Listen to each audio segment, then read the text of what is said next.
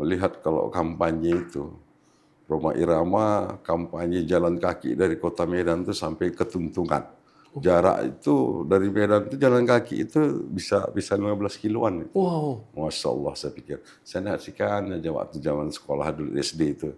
Begini. Dari situlah saya tertarik. Nah, dilihat dari itu, yang pertama, kenapa saya 3 periode berada di Bekasi.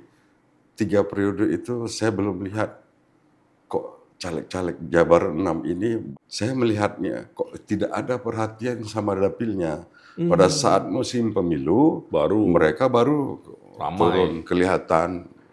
Itu pun tidak turun, hanya mengandalkan tim. Hanya mengandalkan tim sama mereka itu. Mereka tidak turun, karena kan mereka ketutup sama gedung-gedung mewah. Sama halnya kayak di DKI lah. Kalau kita lihat Tanah Abang itu seperti apa. Kalau ke gang-gang itu kan gitu kan. Ini bahasa akademiknya. Ke kota itu seperti apa kalau kita masuk ke gang-gang itu kan. Iya.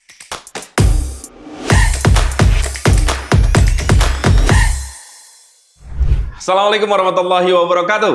Waalaikumsalam warahmatullahi wabarakatuh. Oke, salam sejahtera untuk kita semua. Teman-teman, terima kasih sudah kembali menyaksikan acara ini dan channel ini. Dan buat kalian yang belum memberikan subscribe, tolong subscribe. Saya ngingetin aja, subscribe itu gratis. Mana tahu dia nggak tahu ya. Dan jangan lupa like, share konten-konten yang menurut kalian bagus atau kalian suka. Dan pada kesempatan kali ini, saya juga akan menghadirkan satu orang lagi calon anggota legislatif. Kali ini akan kami hadirkan dari Jabar 6, dari Partai Persatuan Pembangunan. Dan kita ingin tahu sejauh mana sebenarnya beliau memahami dapilnya dan apa yang akan beliau perjuangkan apabila nanti insya Allah menjabat di DPR RI. Langsung saya perkenalkan, di depan saya ini serba salah nih. Saya panggil Mas kayak orang Batak. Saya panggil abang bukan orang Batak. Ya kan? Ada Bang Edi Suryanto. Tepuk tangan dong. Assalamualaikum. Waalaikumsalam. Bang, maaf Bang, aku agak confused. Ya. Jadi abang ini orang Batak, orang Jawa Bang? Ya aslinya Jawa. Asli Jawa? Asli Jawa, lahir di Medan, di Sumatera. Apa Puja Kusuma? Puja Kusuma. Kepanjangannya Putra Jawa. Putra Jawa kelahiran Sumatera. Gitu. Aku manggil Bang Edi ya? Ya. Bang Edi ya. Makanya wajah-wajah Batak nama Jawa gitu ya. Saya asli orang Jogja ya, Jogja. Ibu saya Jogja itu. Ibu orang Jogja Bang? Ya ada sejarahnya itu kan. Tapi abang dialek tuh Sumatera Bang ya? Iya, karena ya bagaimana orang lahir di sana, kita cuma Lahir di sana, besar di sana. besar di sana. Tapi udah 20 tahun tinggal di Jakarta. Di Jakarta, Bekasi. di dapil inilah ya. Iya. Bang, pertama-tama terima kasih Bang Edi udah datang, Ya. menyempatkan meluangkan waktu. Pasti kan sekarang ini udah min 1 bulan, pasti sebenarnya aktivitas di dapil lebih intens, tapi abang masih datang, kami ucapkan terima kasih. Bang Edi, kita nih ingin ngobrol-ngobrol aja, sambil kasih pemahaman, kasih edukasi politik ke masyarakat, khususnya anak-anak muda. Bang Edi, sebagian dari kita tentu mungkin belum mengenal abang. Kenalin abang sedikit Bang. Abang nih profilnya kayak gimana, portofolionya apa mungkin yang pernah abang jalani sehingga teman-teman yang menyaksikan ini bisa paham. Ya. Silakan Bang Edi. Nah, jadi Assalamualaikum warahmatullahi wabarakatuh. Waalaikumsalam warahmatullahi wabarakatuh. Kalau ditanya profil saya, ya nama saya Edi Suryanto. Nah, lahir itu di Kota Medan. Umur saya, usia saya sekarang itu sudah 56 tahun. Tahun 56 ya Mas? Nah, 56 tahun. Mungkin kalau sama orang lain mungkin sudah tua sekali gitu. Tapi juga. Saya lebih dari itu kali ya. udah matang. Nah, jadi perjalanan ini hidup saya gitu ya. Mulai dari saya lulus kuliah dari Medan itu sebenarnya bukan S1 Mas Imam. Saya lulusan D3 Perbanas Medan. Perbanas Medan. Nah, tahun 93 itu saya selesainya tahun 91 ya. 93 itu saya merantau ke Jakarta, ketemu kawan-kawan selama kuliah, juga dulu aktivis. Saya dulu sekretaris umum komisariat sekretaris Komisariat Perbanas, HMI Oh, Komisariat. Bang HMI dulu. Di HMI. Kanda nih ya. Kanda Dinda nih. Jadi saya tidak sempat melanjutkan aktivitas saya itu ke tingkat cabang atau ke PB gitu atau ke Batkunya saya enggak. Nah, saya langsung bagaimana dulu, kalau dulu kan itu gimana orang supaya berusaha cari kerja kan gitu. Iya. Nah, akhirnya memang belum rezeki kita selama 2 tahun itu kita ikut kawan lah kemana aja, yang penting penghasilan halal kan gitu. Nah, akhirnya tahun 93 itu ada kawan di Jakarta yang sudah duluan manggil saya, udah ke Jakarta, merantaulah kita ke sini kan. Nah, saya jumpain beliau di Sunter, sementara saya di tempat abang saya kan nginap. Nah, kehidupan dulu itu kan masih Metro Mini ya, abang saya itu supir Metro Mini. Wah. Yang dulu bisa penghasilannya bisa sampai 700.000 ya. Itu lagi bagus-bagusnya Metro Mini. Iya, belum ada busway apa segala macam. Sekarang online itu kan belum ada. Nah, pada saat itu saya bekerja di tempat bosnya kawan. Dianya sih di perusahaan, saya ditaruh. Lalu setahun kemudian kita buka usaha. Buka usaha aksesoris perdagangan umum ya kalau sekarang itu. Nah, khususnya di aksesoris garment. Makanya dari situ kita berjalan, alhamdulillah bisa meningkat sampai saya bisa menikah sama orang Betawi dan punya rumah. Nah, bangun rumah itu juga tantangannya banyak sekali itu. Bisa orang bangun 3-6 bulan selesai, kita bisa 2-3 tahun. Nah, ada rezeki kita pertama bikin pondasi kan gitu, baru bata. Saya nggak gitu, pondasi dulu, stop 3 bulan, ada rezeki lagi, baru jalan lagi gitu. Akhirnya selesailah itu sampai 1 tahun, 1,5 tahun. Nah, perjalanan saya selanjutnya ya saya kerja di media kan, tapi bukan sebagai wartawan. Jadi media di marketingnya, di perusahaan media ya. Perusahaan media sebagai marketing iklan kan gitu. Cari-cari iklan lah kita kan, ya untuk menyambung hidup lah istilahnya. Dari usaha tadi kita udah berjalan 2-3 tahun, akhirnya pekong, istilah Medan tuh pecah kongsi.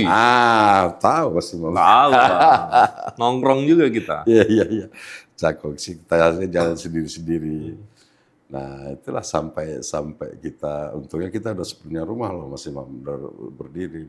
Nah, perjalanan saya di politik, awalnya saya dari kapan tuh, Bang? diajak teman CS saya waktu kuliah. Awalnya memang masuk Ormas dulu.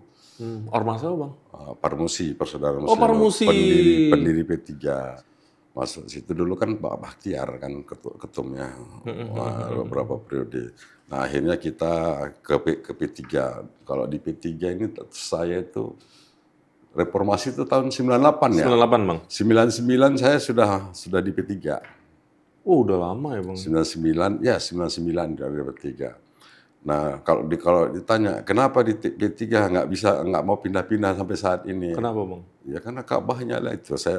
Kita lihat Ka'bahnya itu kan adem, tenang gitu. Masalah di logonya itu sangat personal, Bang. Ya, masalah orangnya yang banyak yang nggak benar itu kan personal tadi. Iya. Nah, gimana kita sebagai warga partai, kader partai ini acuannya selalu kepada logo itu gitu kan. Keislamannya harus tonjolkan, prioritaskan di skala dari sisi apapun kan. Ya walaupun misalnya kenyataannya nggak seperti itu kan, itu hanya oknum. Iya. Bukan dari penataan organisasinya, logonya, mungkin hanya dari oknumnya kan, seperti itu Mas Imam. Dan kita harus terus berjuang memperbaiki, mempertahankan agar partai ini bagaimana memajukan partai ini, lihat partai ini bisa berjaya kembali seperti tahun 77 itu kan, sebagaimana kita lihat Rhoma Irama, almarhum Kiai Zainuddin MZ. MZ. Saya di Medan itu luar biasa menyaksikan waktu SD tahun 77 itu. Saya waktu SD itu Mas melihat kalau kampanye itu Rhoma Irama kampanye jalan kaki dari kota Medan itu sampai ke Tuntungan. Jarak itu dari Medan itu jalan kaki itu bisa 15 kiloan. Wow. Masya Allah, saya pikir. Saya saksikan aja waktu zaman sekolah dulu SD itu begini. Dari situlah saya tertarik. Bang Edi, sekarang ngomongin dapil Bang. Tentu Abang udah turun ke dapil. Dapil ini ada Depok Kota, Bekasi Kota. Iya, Kita sama-sama tahu Depok Kota dan Bekasi Kota ini ada salah satu partai yang kuat ya, yang kokoh ya. Ya, betul. Dan calegnya juga sebenarnya cukup bagus-bagus. Ya. Abang udah turun ke dapil, apa yang Abang tangkap? Mungkin masyarakatnya apa yang mereka keluhkan, apa keresahannya, dan apa yang harus diperbaiki kalau melihat dapil 5 ini? Dapil 6. Dapil 6 Jabar. Saya gini, kenapa saya tertarik nyalek di Jabar 6 ini? Karena kan memang wilayahnya luas, makanya tadi kan saya bilang, saya nyalek di P3 ini dari DPRD kota, provinsi, di Sekarang RI. Sekarang RI. Nah, kenapa pertama, kedua itu saya nggak serius loh Mas. Artinya Nggak total gitu ya? Nggak total, nggak begitu total, tapi tetap masih bisa menyumbangkan suara untuk partai kan gitu. Nah, sementara di DPR RI ini kan tantangannya kan luas. Kok ini bergerak gitu, hati ini bergerak. Ayo lakukan semampu kamu, sebisa kamu kan begitu. Kenapa tuh Bang? Ada perasaan itu? Ya. Ini hati yang ngomong Kayak ada gerak, ada panggilan ada untuk panggilan, bekerja lebih keras. Ya. Oke. Jadi walau benar artinya dengan ada panggilan itu dengan kapasitas yang terbatas kan, dengan kapasitas dan ini yang terbatas semampu kita gitu Iya. loh. Nah, dilihat dari itu yang pertama, kenapa saya 3 periode berada di Bekasi. 3 periode itu saya belum lihat kok caleg-caleg Jabar 6 ini, saya melihatnya kok tidak ada perhatian sama dapilnya. Pada saat musim pemilu, mereka baru ramai. Turun kelihatan. Itu pun tidak turun, hanya mengandalkan tim. Hanya mengandalkan tim sama mereka itu. Mereka tidak turun. Kasih sembako, kasih ini. Tapi mereka nggak pernah ada. Lah, ini kan nggak udah, kadang kan sudah nggak benar. Lalu mereka mainkan money politik, lalu pada saat pencoblosan kasih ini. Nah itulah jualan saya pada saat saya turun ke masyarakat. Bapak-bapak, ibu-ibu sekalian, saya ini diamanahkan sama partai untuk nyalek di DPR RI Jabar 6. Saya ini satu-satunya orang Bekasi yang nyalek dari partai, saya bilang. Yang lainnya itu caleg-caleg lain dari luar, orang Depok. Lalu kan saya jualannya sama warga masyarakat seperti itu. Sekarang saya tanya bapak-bapak, ibu-ibu, yang sudah ada, yang sudah jadi, yang duduk saat ini, pernah nggak menyapa ibu-ibu, turun mereka datang ke dapilnya? Nggak pernah Pak, nggak pernah katanya. Insya Allah kalau ibu-ibu dukung saya akan rajin turun. Saya bilang, saya ngomong begitu. Abang udah ke berapa titik Bang selama ini? Atau berapa banyak lah orang yang kira-kira Abang sudah jumpain? Saya ya sudah cukup banyak sih sebenarnya. Tapi udah berapa bulan kerja di lapangan Bang? Semenjak DCT saya mainnya saya semenjak DCT. Langsung tuh Bang? Tapi intensif. Saya melakukan bantu warga, bantu masyarakat dengan tebus murah itu kan. Sehari bisa berapa titik Bang? Ya, masyarakat. Sebenarnya nggak sehari, bonyok juga kita kalau setiap hari. Diatur gitu Bang. Diatur. Seminggu sekali ketemu, sosialisasi. Nanti berikutnya kita ada kasih program itu. Ya hanya sebatas itu. Kalau Ya kalaupun misalnya nggak maksimal nantinya, ya kita lihat aja lah kan. Itu yang kita bisa mampu. Tapi insya Allah lumayan lah respon dan kenapa? Dengan kita lakukan itu, kita kan kalau mengedukasi masyarakat itu nggak ngasih umpan, tapi kasih pancing kan. Oh, oke. Nah, kasih ini, nggak kasih hasilnya sama mereka. Nah itu yang kita makanya. Perbedaan misalnya kita tebus murah ini, misalnya gas. Gas itu mereka beli 22.000 apa 25.000. Kita kasih 15, sisanya kita yang Oke. tanggung. Kan modelnya begitu-gitu. Iya. Itu aja antusiasnya luar biasa. Apalah arti uang 10.000 pada saat ini. Tapi masyarakat kita itu ya begitu. Memang jauh di bawah ini garis Kemiskinan. ini kan kalau kita lihat. Bang, saya mau nanya Bang, di Kota Depok dan Kota Bekasi, ini kan suasananya udah perkotaan ya. Oh iya betul. Depok dan Bekasi tuh ya mall-mall banyak dan masalahnya banyak masalah perkotaan. Apa masalah-masalah yang Abang rasa paling menjadi keresahan masyarakat di Depok dan Bekasi? Kalau Abang lihat, apa keluhan-keluhan utama mereka? Mereka pertama kalau masalah kepedulian untuk pembangunan wilayah gitu ya. Mereka tidak begitu ini kan. Nggak risau? Nggak risau sekali karena memang apa? Itu mereka menganggap itu urusan Pemda, pemerintah kan gitu kan. Oke. Nah, yang mereka pikirkan, yang kita ini itu ya mereka lihat, mereka diri mereka sendiri. Memang mereka butuh lapangan pekerjaan. Oh, pekerjaan. Ya. Butuh kerjaan untuk mencukupi kehidupan sehari-hari. Butuh rumah yang layak, sanitasi. Kalau masalah banjir itu memang dampaknya dirasakan sama masyarakat. Ya kita sebagai ini hanya bisa mensiasati, ya menyarankan sama Pemda, sama aparat yang terkait untuk bisa menangani itu. Kita hanya nggak bisa memaksakan, kita hanya bisa ngasih solusi kan seperti itu. Dan menjembatani. Ini mereka gitu.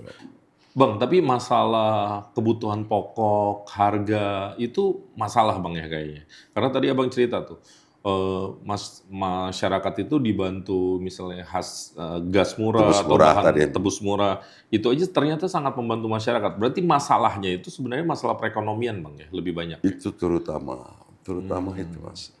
Itu terutama. Sama mungkin ya kelayakan tempat tinggal, rumah tinggal mereka kan. Saya pernah kemarin sosialisasi kan, kasih itu saya numpang buang air kecil di rumah salah satu rumah. Masya Allah, terenyuh saya. Kalau saya terpilih ini skala prioritas ini yang harus saya. Daerah mana tuh Bang? Dari Jati Bening, Bekasi. Lihat rumah, kamar mandinya nyatu dengan, ya Allah, sepertinya nggak layak gitu loh kalau jadikan sebuah. Wah, ini menarik nih Bang. Jadi di tengah orang nih awam Bang, kalau misalnya saya kan nggak terlalu sering misalnya ya main ke Kota Depok dan Kota Bekasi. Kalau kita sekedar melintas itu kan kelihatan mewah ya. Banyak mall ya, ada pembangunan apa. Tapi bergeser sedikit itu kemiskinan banyak ya ternyata. Banyak. Karena kan mereka ketutup sama gedung-gedung mewah. Sama halnya kayak di DKI lah. Iya. Kalau kita lihat Tanah Abang itu seperti apa? Kalau ke gang-gang gitu kan. Ini bahasa akademiknya. Ke kota itu seperti apa kalau kita masuk ke gang-gang itu kan? Iya. Ini gap-nya atau Gini ratio-nya tuh sebenarnya tinggi Bang ya. Tanpa kita sadari. Cuma perhatian pemerintah ke sana itu nggak belum terjangkau, apa ditutupin atau bagaimana, ya nggak ngerti kita. Makanya kan sekarang ya pembangunan dilihat dari semua sisi lah. Oke. Terutama dari Kelara itu dari SDM-nya, sumber daya manusianya, dari kelayakan tempat tinggalnya, kan gitu-gitu. Bang Edi, sekarang saya mau tahu aja, kalau Bang Edi lagi turun ke dapil, kemudian masyarakat misalnya punya beberapa aspirasi, Itu Bang Edi bagaimana cara Bang Edi meyakinkan masyarakat dan bagaimana cara Bang Edi misalnya memastikan mereka mau pilih Bang Edi? Atau ada kontrak politik kah? Atau gimana biasanya Bang Edi berinteraksi sama masyarakat? Ya saya ngomong ke mereka, ya ibu-ibu, bapak-bapak kalau percaya memberikan amanah ke saya dengan memilih saya, insya Allah akan saya perhatikan. Dan itu kita tuangkan dalam satu nota kesepakatan, MOU. Ayo, saya siap. Kalau ibu-ibu yakin dengan saya untuk bisa pilih saya, kalau saya nanti misalnya duduk dan jadi di DPR, akan saya perhatikan. Ayo kita mainkan. Sudah dilakukan melalui Tebus Murah itu dengan pengumpulan.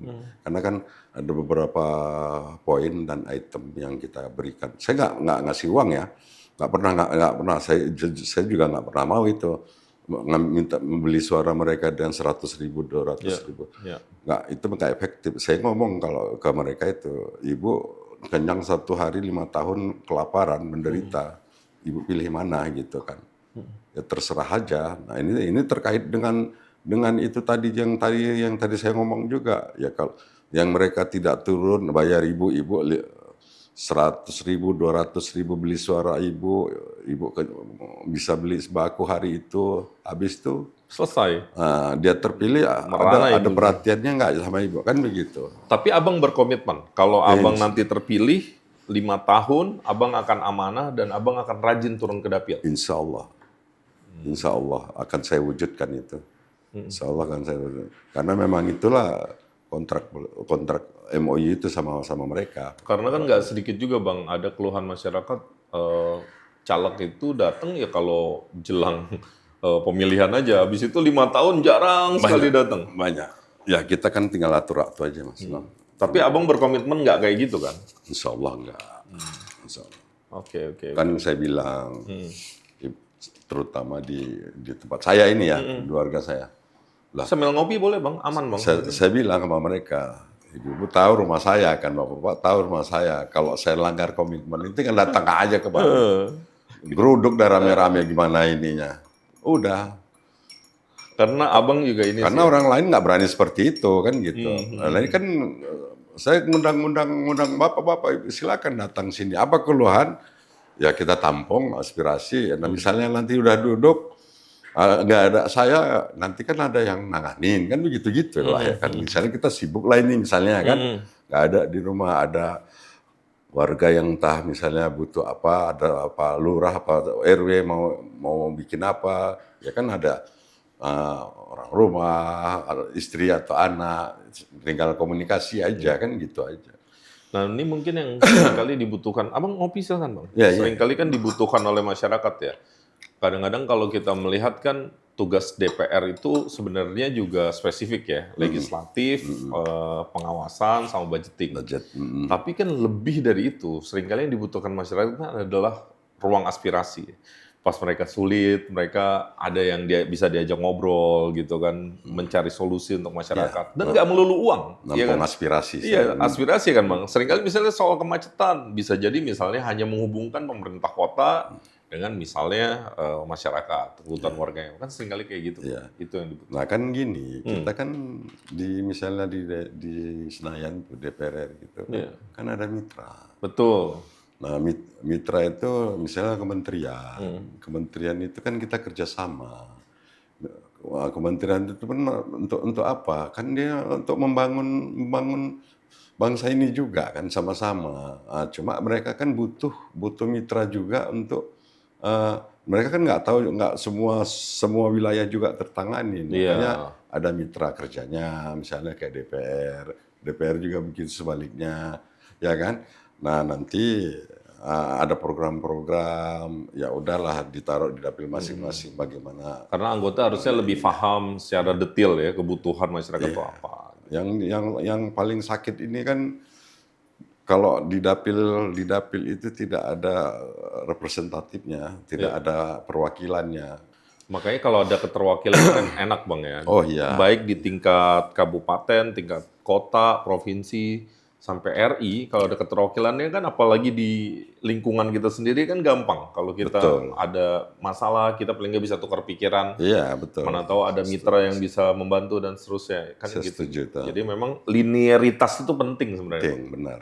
Oke, Nah ini kan dampaknya ke partai kan besar. betul. Kalau misalnya ada kita lakukan hal-hal yang positif yang dan bermanfaat untuk masyarakat, dampaknya kan ke partai juga sangat bagus gitu. Ya, betul. Bang, nih kita juga ada teman-teman yang meriset dan konsultan politik. Mungkin ada beberapa saran, sebagiannya tentu mungkin Abang sudah lakukan, tetapi anggap saja ini sebagai masukan dan pengingat saja. Ya. Yang pertama, teman-teman menyarankan memang Bang Edi harus terus rajin turun ke dapil, karena turun ke dapil itu seringkali bisa mengantarkan banyak orang untuk meraih suara, Ya. gitu. Dan ini sudah dilakukan ternyata oleh Bang Edi kan tadi Bang Edi sampaikan. Kemudian media sosial juga layak untuk terus dimainkan karena efektif Bang, harganya murah. Kemudian sekarang kan banyak milenial, zilenial atau Gen Z yang juga melihat informasi politik itu dari media sosial. Sosial. Kemudian nggak ada salahnya datang ke kerumunan, begitu. Kan ada logikanya bukan membuat kerumunan, tapi tinggal datangi saja. Kalau membuat kerumunan, budgetnya gede. Ya. Tapi kalau mendatangi kerumunan, misalnya dekat pasar, dekat stasiun, emang ada kerumunan ya kan. Ya. Tinggal kita gimana caranya memanfaatkan ruang-ruang itu. Ini saran dari teman-teman, mudah-mudahan bermanfaat. Bang Edi, sekarang kita cuman pertanyaan cepat saja Bang. Mohon dijawab dengan cepat ya. Ini nggak ada benar, nggak ada salah ya. Abang itu menilai berdasarkan prestasi atau potensi? Pilih prestasi atau potensi? Dua-dua nggak boleh. Boleh. Dua-dua. Prestasi atau potensi? Potensi dan prestasi. Prestasi penting, potensi penting. Abang lebih suka menerima kritik atau mempertahankan pendapat? Menerima kritik. Terbuka untuk kritik. Mengelola waktu atau mengikuti alur waktu? Ngelola waktu lah. Membangun jaringan atau berfokus pada keterampilan? Bangun jaringan. Berinvestasi untuk diri sendiri atau untuk lingkungan? Lingkungan. Menyesuaikan dengan norma sosial atau punya standar sendiri? Menyesuaikan dengan Menyesuaikan. Ini karena perantau tuh itu ya, di mana bumi dibijak, di situ langit dijunjung. Oh iya. Kebebasan berekspresi atau mempertimbangkan etika? Mempertimbangkan etika. Etika ya. Menyelesaikan konflik secara langsung atau menghindari konfrontasi? Menyelesaikan konflik. Nggak takut konfrontasi Bang ya. Kalau memang dibutuhkan terpaksa konfrontasi untuk menyelesaikan masalah nggak masalah gitu. Kan kita takutnya sama Allah. Apalagi anak tentara. Anak tentara. Ini ayah saya dulu kapleri bawa tank itu dari Medan ke Brastagi. Yang kalau dari sini Jakarta Puncak gitu kan. Terus ke Bandung. Bawa tank kan. Mana jalannya kayak apa dulu itu kan. Iya. Jadi kita namanya anak kolong itu apa namanya ini tali pinggang tali pinggang tentara itu apa namanya itu? Apa itu? Itu udah puas lah kita kan? sampai bandel, kalau bandel-bandel itu kita berbirat biru-biru. Oke, kopel. Bang Edi, makasih. Gitu Mas Imam. Bang, ini segmen terakhir nih. Segmen terakhir nih namanya Hai Anak Muda, Bang. Ya, memang kita ingin para calon anggota legislatif ngomong ke anak-anak muda lewat kamera itu. Jadi Hai Anak Muda, titik-titik. Belakangnya Abang isi aja. Bebas, boleh ajakan memilih, boleh nasihat, boleh motivasi, bebas. Jadi Hai Anak Muda, lanjutin. Nah, Abang arahnya ke kamera itu. Silakan Bang. Assalamualaikum warahmatullahi wabarakatuh. Waalaikumsalam warahmatullahi wabarakatuh. Untuk para kaum muda, kaum Z, milenial, marilah saya menghimbau, mengajak, mari kita berpartisipasi untuk pemilu tanggal 14 Februari 2004 nanti. Karena dengan